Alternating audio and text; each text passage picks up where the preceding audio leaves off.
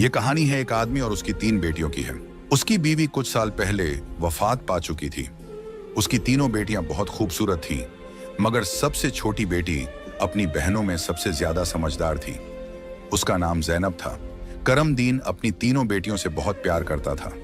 उसने कभी अपनी बेटियों को मां की कमी महसूस नहीं होने दी। वह अपनी बेटियों की हर ख्वाहिश पूरी करता था। अब करमदीन की बेटियां बड़ी हो चुकी थीं और अपने पिता के लिए खुद से खाना बनाने लगी थीं। जब करमदीन काम के सिलसिले में बाहर जाता तो उसकी बेटियां उसके लिए खाना तैयार करके साथ दे देती। उसी गांव में एक बेवा औरत भी रहती थी जिसकी एक बेटी थी। उस बेवा की आदत थी कि वह हर घर में कुछ ना कुछ मांगने के लिए चली जाती थी। जब करमदीन की बेटियां अपने पिता के लिए खाना बनाती तो वह औरत अक्सर उसी समय उनके घर आग मांगने के लिए आ जाती। लेकिन करमदीन की सबसे छोटी बेटी ज़ैनब को वह बेवा औरत बिल्कुल भी अच्छी नहीं लगती थी। जब भी वह औरत उनके घर आती, ज़ैनब अपनी बहनों से कहती, यह औरत हमारे घर क्यों आती है? यह औरत बिल्कुल भी अच्छी नहीं है। बड़ी दोनों बहनें ज़ैनब को समझाती, देखो, यह बेवा औरत है और गरीब है। अगर हमारे घर से आग ले जाती है तो इसमें तुम्हारा क्या नुकसान है? ज़ैनब अपनी बहनों की बातें सुनकर चुप हो जाती, लेकिन वह कहती, देख लेना, यह औरत एक ना एक दिन हम सबके लिए मुसीबत खड़ी करेगी। यह सिलसिला यूं ही चलता रहा। वह औरत रोज उनके घर से आग लेने आती और मौका पाकर करमदीन के खाने में राख मिला देती। करमदीन ने जब अपने खाने में खराबी महसूस की तो उसने सोचा कि उसकी छोटी छोटी बेटियां खाना बनाती हैं, इसलिए उनसे कोई गलती हो जाती होगी। वह अपनी बेटियों से बहुत प्यार करता था और यह बात समझ नहीं पा रहा था कि उसकी बेटियां उसका खाना क्यों खराब कर रही हैं। फिर एक दिन करमदीन ने सोचा, आज मैं अपनी बेटियों पर नजर रखूंगा। आखिर मेरी बेटियां अचानक से मेरे खाने में क्या मिलाने लगी हैं? जब करमदीन की बेटियां खाना बनाने लगीं तो वह छुपकर उन्हें देखने लगा। उसकी बड़ी बेटी साफ पानी से चावल धो रही थी, छोटी बेटी सालन बना रही थी और सबसे छोटी बेटी ज़ैनब बर्तन साफ कर रही थी, जिन बर्तनों में खाना डाला जाना था। कुछ ही देर में खाना पककर तैयार हो गया। खाने में कोई खराबी नहीं थी। करमदीन परेशान था, लेकिन फिर अचानक उसने जो देखा उससे उसके पैरों तले जमीन खिसक गई। उसने देखा कि वही बेवा औरत उनके घर आग लेने आई है और उसकी छोटी बेटी ज़ैनब उससे बहस कर रही है। वहीं उसकी दूसरी बहनें ज़ैनब को समझा रही थीं, कोई बात नहीं ज़ैनब, ये बेवा औरत है, इसे आग लेने दो, बड़ी बहन ने कहा। लेकिन उस बेवा औरत ने आग लेने के बहाने नजरें बचाकर करमदीन के खाने में राख मिला दी और सारा खाना खराब कर दिया। यह देखकर करमदीन को बहुत गुस्सा आया। दूसरे दिन करमदीन ने उस बेवा औरत को अपने घर बुलाया और गुस्से में पूछा, तुम्हारी हिम्मत कैसे हुई मेरा खाना खराब करने की? वह औरत बड़ी नाटकीय अंदाज में करमदीन के पास आई और उसके सीने पर हाथ फेरते हुए कहने लगी, अरे, मैं तो यह देख रही थी कि तुम सच में अपनी बेटियों से प्यार करते हो या नहीं। खाना खराब होने पर तुम उन्हें डांटते हो या नहीं। लेकिन तुम तो बड़े अच्छे इंसान निकले, अपनी बेटियों से बहुत प्यार करने वाले। तुमने तो मेरी चोरी फौरन पकड़ ली। अब मुझे यकीन हो गया है कि तुम अपनी बेटियों से बहुत प्यार करते हो। आइंदा ऐसा कुछ नहीं होगा। करमदीन उसकी बातों और उसके नाटक पर यकीन करने लगा, क्योंकि वह बेवा औरत खूबसूरत थी। करमदीन उसके व्यवहार से प्रभावित होकर कुछ भी कहने की बजाय उसे अपनी पत्नी बनाने का फैसला कर बैठा।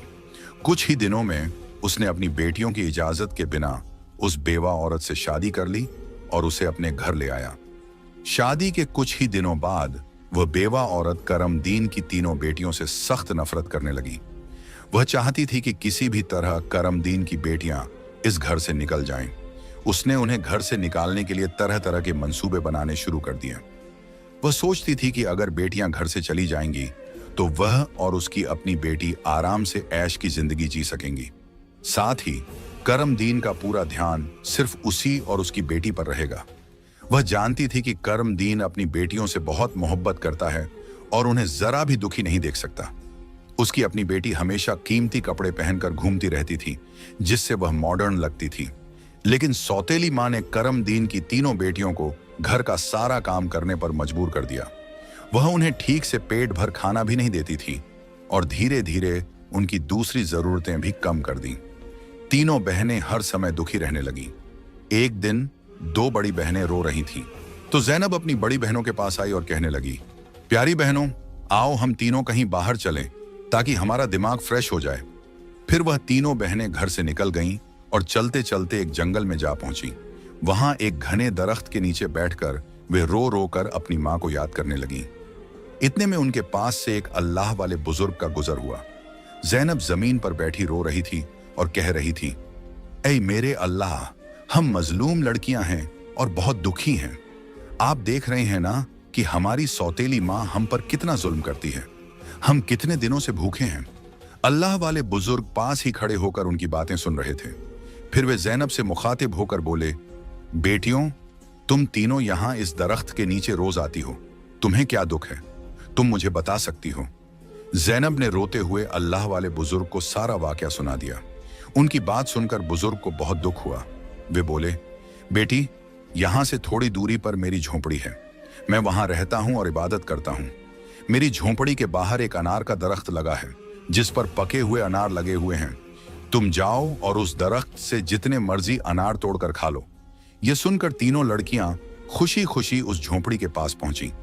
उन्होंने देखा कि दरख्त पर बहुत ही खूबसूरत और रसीले अनार लगे हुए हैं। तीनों ने एक एक अनार तोड़ा और बैठकर मजे से खाने लगी। जब उनका पेट भर गया तो उन्होंने बुजुर्ग का शुक्रिया अदा किया और घर वापस आ गईं। इसके बाद जब उनकी सौतेली माँ उन्हें खाना नहीं देती तो वे रोज जंगल जाती और उन अनारों को खाकर अपना पेट भर लेती। धीरे धीरे उन्होंने अपनी माँ का दिया हुआ खाना बिल्कुल छोड़ दिया। अब उनकी सौतेली माँ सोचने लगी, मैं इन लड़कियों को खाने को कुछ नहीं देती। मैं इनसे इतना काम करवाती हूँ, उन्हें जलील करती हूँ, फिर भी इनके चेहरे पर एक अजीब सी चमक है। इनमें से कोई बीमार भी नहीं पड़ती, बल्कि इनकी खूबसूरती बढ़ती जा रही है। और मेरी बेटी, जिसे मैं इतना अच्छा खाना देती हूँ, वह उनके आगे बदसूरत लगती है। दूसरे दिन जब वह लड़कियां जंगल की तरफ गईं, तो सौतेली माँ ने अपनी बेटी को उनका पीछा करने के लिए भेज दिया। जब तीनों लड़कियां अनार तोड़कर खा रही थीं, तो जैनब ने अपनी सौतेली बहन को देख लिया। उसने बाकी बहनों से कहा, यह लड़की हमारा पीछा कर रही है, मैं इसे यहां से भगा देती हूं। फिर जैनब ने अपने हाथ में पकड़ा अनार छुपा लिया और बोली, अगर यह सब कुछ अपनी मां को बता देगी तो यह हमारे लिए परेशानी का कारण बन सकती है। लेकिन जैनब की दूसरी बहनें बोली, जैनब, तुम कैसी बातें कर रही हो? यह बेचारी बेकसूर है। जैनब की बड़ी बहनें बोली, हमारी सौतेली मां तंग करती हैं, यह तो हमें कुछ नहीं कहती। इसके बाद तीनों बहनों ने अपनी सौतेली बहन को पास बिठाया और उसे एक अनार पकड़ा दिया। लेकिन सौतेली बहन ने अनार नहीं खाया और जल्दी से अपनी मां के पास जाकर कहने लगी, मां, वे लड़कियां भूखी नहीं रहती, वे तो जंगल में एक दरख्त से अनार तोड़कर खा लेती हैं। उसी दरख्त के पास एक बुजुर्ग भी इबादत कर रहे थे और उन्होंने भी उन्हें रोकने की कोशिश नहीं की। यह सुनकर सौतेली मां को बहुत गुस्सा आया। वह सोचने लगी, मैं इन लड़कियों को अनार खाने से कैसे रोकूं? पूरा दिन वह गुस्से में ही रही। जब शाम को करमदीन काम से घर वापस आया तो उसने अपनी बीवी को परेशान देखा। वह बोला, तुम्हें क्या परेशानी है? क्यों इतनी उदास बैठी हो?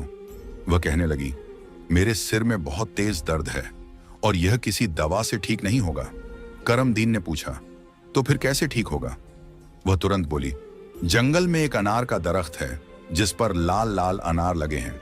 अगर तुम उस दरख्त को जड़ से कटवा दो और उसकी जड़ें उबालकर दवा बना लो और मेरे माथे पर लगाओ तो मेरा सिर दर्द ठीक हो सकता है। करमदीन ने कहा, बस इतनी सी बात। फिर उसने कुछ आदमियों को बुलाया और उन्हें पैसे देकर कहा, जंगल में एक अनार का दरख्त है, तुम लोग उसे जड़ से उखाड़ फेंको और उसकी जड़ें मुझे लाकर दो। कुछ ही घंटों में वे आदमी उस दरख्त को जड़ से उखाड़कर उसकी जड़ें करमदीन के पास ले आए। करमदीन ने जल्दी से आग जलाई और उन जड़ों से दवा बनाकर अपनी बीवी के माथे पर मलने लगा।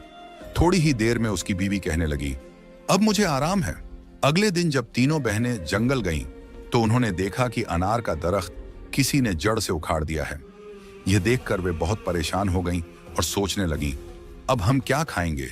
तभी वे तीनों लड़कियां वहीं बैठकर रोने लगी। उनके रोने की आवाज सुनकर अल्लाह वाले बुजुर्ग अपनी झोंपड़ी से बाहर आए। वे समझ गए कि लड़कियां क्यों रो रही हैं। वे बोले, इसमें रोने की क्या बात है? अल्लाह तुम्हें इससे भी बेहतर कुछ देगा। फिर अल्लाह वाले बुजुर्ग ने अपनी उंगली से जमीन की तरफ इशारा किया और वहां पर एक छोटी सी नदी बन गई जिसमें पानी की जगह दूध बह रहा था। उन्होंने उन लड़कियों को एक मिट्टी का प्याला दिया और कहा, जहां से जितना मर्जी हो दूध पियो। लड़कियां बहुत खुश हुईं और मिट्टी के प्याले में दूध भरकर पीने लगीं। जब उनका पेट भर गया तो वे बुजुर्ग का शुक्रिया अदा करके घर वापस आ गईं। इसके बाद उनका रोज का यह मामूल हो गया कि वे तालाब के पास जाती और मिट्टी के प्याले में दूध भरकर पी लेती। उनकी सौतेली माँ उनकी सेहत देखकर हैरान थी। उसने अपनी बेटी को बुलाया और कहा, मैंने तो जंगल से अनार के दरख्त का नामो निशान मिटा दिया था, फिर भी इन लड़कियों की सेहत पर कोई असर नहीं पड़ा। मैं तो इन्हें पेट भर खाना भी नहीं देती। आखिर ये ऐसा क्या खा रही हैं जिससे इनकी सेहत इतनी अच्छी हो रही है? उसने अपनी बेटी से कहा, इनका पीछा करो और पता लगाओ कि ये क्या खाती हैं। लड़की फिर से अपनी बहनों का पीछा करते हुए जंगल में गई। जब तीनों मिट्टी के प्याले से दूध पी रही थीं, तो जैनब ने पीछे मुड़कर देखा। उसने अपनी सौतेली बहन को चुपचाप खड़ा देखकर बाकी बहनों से कहा, देखो ये लड़की फिर हमारा पीछा कर रही है। जैनब ने अपनी बहनों से कहा, तुम लोग जल्दी उठो और इसे यहां से भेजो, क्योंकि अगर इसने हमारे तालाब को देख लिया तो यह घर जाकर सब बता देगी और फिर घर में हंगामा खड़ा हो जाएगा। लेकिन जैनब की बड़ी बहनों ने उसे डांटते हुए कहा, तुम्हारा आखिर मसला क्या है? माना कि हमारी सौतेली माँ हम पर जुल्म करती है, लेकिन इसमें इस बेचारी का क्या कसूर? जैनब यह सुनकर चुप हो गई। इसके बाद तीनों ने अपनी सौतेली बहन को नदी के पास बिठाया और मिट्टी के प्याले में दूध भरकर उसे दिया। उस लड़की ने दूध पिया और जल्दी से अपनी माँ के पास पहुंचकर तालाब और दूध वाली पूरी बात बता दी। सौतेली माँ को यह सुनकर बहुत गुस्सा आया। उसने अपने गांव के कुछ आदमियों को बुलाया और कहा, तुम जितने पैसे चाहो मैं तुम्हें दूंगी, लेकिन तुम्हें जंगल में जाना होगा। वहां एक बुजुर्ग की झोंपड़ी और तालाब है। तुमने वो झोंपड़ी खत्म कर देनी है और तालाब में मिट्टी डाल देनी है। बदले में तुम्हें बहुत पैसा मिलेगा। कुछ ही देर में वे आदमी उसकी मर्जी के मुताबिक सब कुछ करके लौट आए। वह औरत अब बहुत खुश थी। अगले दिन जब तीनों बहनें जंगल में गईं, तो उन्होंने देखा कि वहां न तो तालाब है और न ही बुजुर्ग की झोंपड़ी। यह देखकर उन्हें पहाड़ जैसा दुख हुआ। वे वहीं बैठकर रोने लगीं और भूखी प्यासी अपने घर लौट आईं। उनकी सौतेली माँ यह देखकर बहुत सुकून महसूस कर रही थी। एक दिन वह फिर बीमारी का बहाना बनाकर लेट गई। शाम को जब करमदीन घर आया तो उसने अपनी बीवी को प्यार से कहा, चाहे मेरा सब कुछ बिक जाए, लेकिन मैं तुम्हें कुछ नहीं होने दूंगा। तुम्हारा इलाज सबसे अच्छे डॉक्टर से करवाऊंगा। लेकिन उसकी बीवी कुछ और ही चालें चल रही थी। उसने कहा, आपको इतना कुछ करने की जरूरत नहीं है। मेरी जिंदगी बचाने के लिए बस एक छोटा सा काम करो। करमदीन बोला, जल्दी बताओ क्या करना है, मैं वही करूंगा। उसकी बीवी बोली, तुम अपनी तीनों बेटियों का खून निकालकर मेरे हाथों और पैरों की हथेलियों पर मल दो, तभी मैं ठीक हो सकती हूं। यह सुनकर करमदीन की आंखों में आंसू आ गए, क्योंकि वह अपनी बेटियों से बेहद मोहब्बत करता था। वह चुपचाप कमरे से बाहर निकला और अपनी बेटियों को ढूंढने लगा, लेकिन बेटियां घर में नहीं थीं। वह परेशान होकर उन्हें ढूंढते ढूंढते कब्रिस्तान पहुंचा। वहां उसने देखा कि उसकी तीनों बेटियां अपनी मां की कब्र के पास बैठकर रो रही हैं। यह देखकर करमदीन का दिल कांप गया। एक तरफ उसकी बीवी की ख्वाहिश थी और दूसरी तरफ उसकी बेटियों की जिंदगी। करमदीन को समझ नहीं आ रहा था कि वह क्या करे। उसने सोचा कि उसकी बीवी उसकी बेटियों से कभी खुश नहीं होगी और उसकी बेटियां अपनी सौतेली मां के साथ खुश नहीं हैं। इसलिए उसने फैसला किया कि बेटियों को कहीं दूर ले जाएगा। उसने अपनी बेटियों को गले लगाया और कहा, ऐ बेटियों, तुम क्यों परेशान होती हो? मैं तुम्हें कहीं और ले चलता हूं। वह अपनी बेटियों को एक घने जंगल में ले गया। वहां उसने मिट्टी का चूल्हा बनाया और बेटियों को खाना बनाकर खिलाया। जब बेटियों ने पेट भरकर खाना खा लिया तो वे एक दरख्त के नीचे सो गईं। करमदीन ने अपनी बेटियों को वहीं सोते हुए छोड़ दिया और वहां से भाग गया। उसके दिल में यही ख्याल था कि कम से कम मेरी बेटियां जिंदा तो रहेंगी और अपनी सौतेली मां के जुल्म से बची रहेंगी। रास्ते में उसने एक हिरण का शिकार किया और उसका खून लेकर अपनी बीवी को दे दिया। उसकी बीवी ने वह खून अपने हाथों और पैरों पर लगाया और खुश होकर कहा, अब मुझे आराम है। उसे यकीन हो गया कि करमदीन ने अपनी बेटियों को मार दिया। दूसरी तरफ जब तीनों बहनें जागीं तो उन्होंने देखा कि उनका बाप उन्हें छोड़कर जा चुका है। वे अपने बाप को पुकारने लगीं। जंगल में जंगली जानवरों की आवाजें सुनकर वे डर गईं और रोने लगीं। इत्तेफाक से उसी जंगल में 3 दोस्त शिकार के लिए आए थे। जब वे शिकार करके लौटने लगे तो उनमें से एक दोस्त, जिसका नाम नासिर था, कहने लगा, मुझे लगता है, नासिर ने कहा, यहाँ कोई मुसीबत में है। क्या तुम लोग किसी के रोने की आवाज नहीं सुन रहे? मुझे तो किसी के रोने की आवाज आ रही है। चलो जल्दी से देखते हैं, शायद किसी को हमारी मदद की जरूरत हो। फिर तीनों दोस्त आवाज की दिशा में चल पड़े। आगे जाकर उन्होंने देखा कि 3 खूबसूरत लड़कियां बैठी हुई रो रही हैं। नासिर आगे बढ़ा और उनसे पूछा, तुम यहां अकेली क्या कर रही हो और इतना क्यों रो रही हो? जैनब ने नासिर को अपनी पूरी कहानी सुना दी। लड़कों को उन पर बड़ा तरस आया। वे आपस में कहने लगे, क्यों ना हम इन लड़कियों से शादी कर लें? इन्हें एक छत मिल जाएगी और हमारी जिंदगी भी सुकून से गुजरने लगेगी। फिर उन तीनों लड़कों ने उन तीनों लड़कियों से शादी कर ली। जैनब की शादी नासिर के साथ हो गई। संयोग से उन तीनों दोस्तों के घर पास पास थे। तीनों बहनें खुशी खुशी अपने अपने घरों में रहने लगीं। 1 साल के बाद जैनब के घर में बेटे की पैदाइश हुई। ये देखकर नासिर के दोस्त और जैनब की बहनें बहुत खुश हुईं। धीरे धीरे जैनब का बेटा 2 साल का हो गया। एक दिन नासिर ने अपने दोस्तों से कहा, मेरा आज फिर जंगल में शिकार करने का मन हो रहा है, चलो शिकार पर चलते हैं। लेकिन उसके दोस्तों ने मना कर दिया और कहा, हमें तो किसी जरूरी काम से जाना है, हम तुम्हारे साथ जंगल नहीं जा सकते। नासिर ने जैनब से इजाजत ली और अकेला ही जंगल में शिकार के लिए चला गया। लेकिन इसके बाद कई दिन गुजर गए और नासिर घर वापस नहीं आया। जैनब बहुत परेशान हो गई। उसकी बहनें भी उसकी चिंता देखकर चिंतित हो गईं। जैनब के जीजा नासिर के दोस्त ने उसे तसल्ली देते हुए कहा, तुम फिक्र मत करो, हम नासिर को ढूंढकर जरूर वापस लाएंगे। लेकिन करनी खुदा की यह हुई कि नासिर के दोस्त भी उसे ढूंढने जंगल गए, लेकिन वे भी वापस नहीं लौटे। उन तीनों बहनों पर एक बार फिर से गम का पहाड़ टूट पड़ा। एक दिन जैनब अपने बेटे को सुला रही थी कि दरवाजे पर दस्तक हुई। उसने जल्दी से जाकर दरवाजा खोला तो क्या देखती है कि एक बुजुर्ग फकीर जिसने हरे रंग के कपड़े पहने हुए थे दरवाजे पर खड़ा है। जैनब उसे देखकर बोली, बाबा, मेरा शौहर घर पर नहीं है, मैं आपको घर में आने की इजाजत नहीं दे सकती। जब मेरा शौहर आएगा तब आप आ जाना। उस पर फकीर बोला, बेटी, मुझे बहुत भूख लगी है, किसी भूखे को खाना खिलाने में क्या हर्ज है। जैनब ने मजबूरी में उस फकीर को घर में बुला लिया और उसके लिए खाना बनाने लगी। लेकिन वह जादूगर फकीर बुरी नजरों से जैनब को देखता रहा। फिर वह जादूगर उठकर जैनब के करीब आया और बोला, सुनो लड़की, तुम मुझे बहुत अच्छी लगती हो, अपने बेटे को छोड़ दो और मुझसे शादी कर लो। जैनब डर के मारे कांपने लगी और बोली, बाबा, आप कैसी बातें कर रहे हैं? मैं शादीशुदा हूं और एक बच्चे की मां हूं। आपकी हिम्मत कैसे हुई ऐसा कहने की? यह सुनकर जादूगर फकीर को गुस्सा आ गया। उसने अपने जादू से जैनब को कुतिया बना दिया और उसके गले में रस्सी डालकर खींचते हुए ले जाने लगा। इधर जैनब का बेटा जोर जोर से रो रहा था। जैनब की बहनों ने जब उसके बेटे के रोने की आवाज सुनी तो वे भागती हुई उसके घर आईं। उन्होंने जल्दी से जैनब के बेटे को गले लगाया और अपनी बहन को घर में ढूंढने लगी। लेकिन उन्हें जैनब कहीं नजर नहीं आई। उनकी सौतेली मां के बाद अब जैनब भी गायब हो चुकी थी। वक्त इसी तरह गुजरता रहा। अब जैनब को गुम हुए भी 14 साल का लंबा वक्त गुजर चुका था। इस दौरान जैनब का बेटा जवान हो चुका था। उसे उसकी दोनों खालाओं ने मिलकर पाला था। एक दिन जैनब की खालाओं ने उसे उसकी मां के बारे में सारी सच्चाई बताई।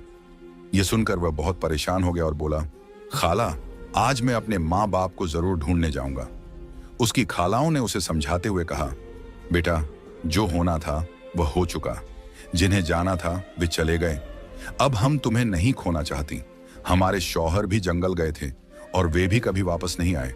अगर तुम भी चले गए तो हम किसके सहारे जीएंगी?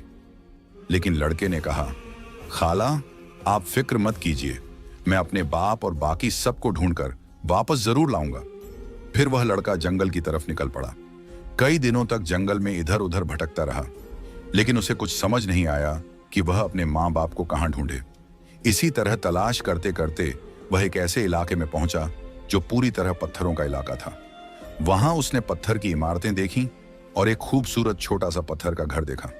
वह गौर से उस घर को देख रहा था कि तभी उस घर से एक बुजुर्ग बाहर आए और बोले, बेटा, तुम यहां नए लगते हो, तुम्हें इस खतरनाक इलाके में आने की क्या जरूरत थी? लड़के ने जवाब दिया, बाबा जी, मैं अपने माँ बाप और ताया जी को ढूंढने के लिए यहां आया हूं। मेरी माँ को एक जादूगर ने कुतिया बनाकर अपने साथ ले गया था।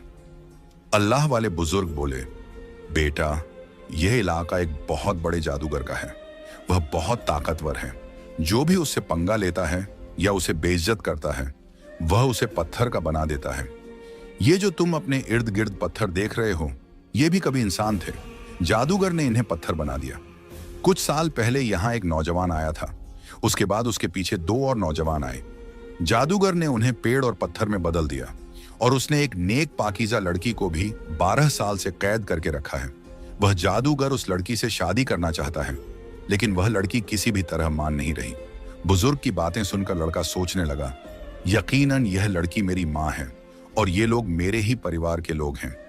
आखिरकार मैंने अपनों को ढूंढ ही लिया। इसके बाद लड़के ने बुजुर्ग को अपनी सारी कहानी बताई और कहा, बाबा जी, आप मेरी मदद करें। इन लाचार लोगों को बचाने का कोई तरीका बताएं। बुजुर्ग, जिनकी झोंपड़ी को कभी ज़ैनब की सौतेली माँ ने जला दिया था, मुस्कुराए और बोले, बेटा, अल्लाह हमेशा नेक दिल वालों की मदद करता है। तुम्हें हिम्मत नहीं हारनी चाहिए। अल्लाह वाले बुजुर्ग मजबूरन इस खतरनाक इलाके में आकर रहने लगे। उन्होंने लड़के से वादा किया, मैं तुम्हारा साथ जरूर दूंगा।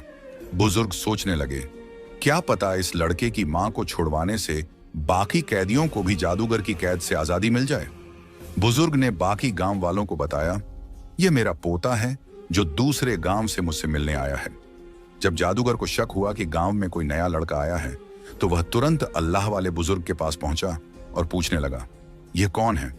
बुजुर्ग ने जवाब दिया, यह मेरा पोता है। इस तरह जादूगर और लड़के की मुलाकात हुई। लड़का अपनी पहचान छुपाकर जादूगर से मिलने लगा। जादूगर ने लड़के को देखकर कहा, तुम बहुत समझदार लगते हो और अपने दादा की तरह नेक और मासूम हो। कल तुम मेरा एक काम करोगे। मैं तुम्हें एक इमारत में भेजूंगा जहां एक लड़की को मेरा पैगाम देना है। मैं उससे शादी करना चाहता हूं। लड़का समझ गया कि वह अपनी मां से मिलने जा रहा है। वह बहुत खुश हुआ और सोचने लगा कि वह अपनी मां के लिए फूल ले जाएगा। उसने योजना बनाई कि वक्त आने पर वह अपनी मां को पहचानने के लिए अपनी पहचान जाहिर करेगा। ज़ैनब की शादी के वक्त नासिर ने उसे एक अंगूठी दी थी जिस पर उसका नाम लिखा हुआ था। बाद में ज़ैनब ने वह अंगूठी अपने बेटे को पहना दी थी। सालों बाद वह अंगूठी बढ़ाकर दोबारा बनाई गई और लड़के ने अब भी वही अंगूठी पहनी हुई थी। अल्लाह वाले बुजुर्ग ने लड़के से कहा, अपनी अंगूठी को फूलों के गुलदस्ते में छुपा दो। जब तुम्हारी मां इसे देखेगी तो वह तुरंत तुम्हें पहचान लेगी। लेकिन यह काम आसान नहीं होगा। जादूगर ने ज़ैनब की निगरानी के लिए एक चौकीदार तैनात कर रखा है जो हर वक्त सख्ती से नजर रखता है। जादूगर अल्लाह वाले बुजुर्ग की बहुत इज्जत करता था और उनके पोते को नेक समझता था।